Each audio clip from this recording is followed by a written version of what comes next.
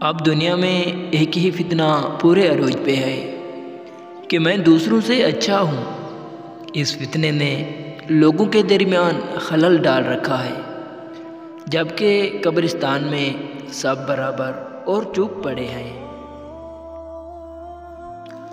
سمجھدار انسان دوسرے کی غلطیوں سے سیکھتا ہے، اور ہم دوسروں کی غلطیاں سنبھال کر رکھتے ہیں تاکہ ضرورت وقت اپنی غلطیوں کے دفاع کے لیے استعمال کر سکیں۔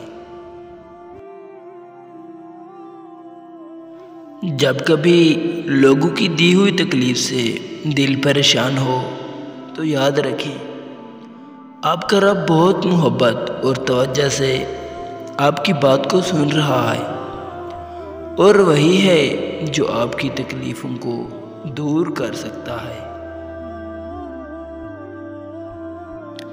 جن کو علم ہو جائے کہ اللہ بڑے غور سے سنتا ہے، تو پھر وہ اپنی کہانی کسی اور کو نہیں سناتے۔ جو انسان اس بات سے ڈرتا ہے کہ لوگ میرے مخالف ہو جائیں گے، وہ انسان کبھی بھی حق بات نہیں کر سکتا۔ انسان پریشان ہوتا ہے تو راستہ بدل لیتا ہے، منزل بدل لیتا ہے، دوست بدل لیتا ہے، ارادہ بدل لیتا ہے، لباس بدل لیتا ہے، حتیٰ کہ گھر بدل لیتا ہے، لیکن افسوس خود کو نہیں بدلتا۔ صرف دو ہی لوگ آپ کو سمجھیں گے، ان میں سے ایک آپ کی حالت سے گزرا ہے اور دوسرا آپ سے بہت پیار کرتا ہے۔ خاموش لوگوں کو جو چیز سب سے زیادہ تھکا دیتی ہے وہ ان کے دماغ کی چہچہاٹ ہے۔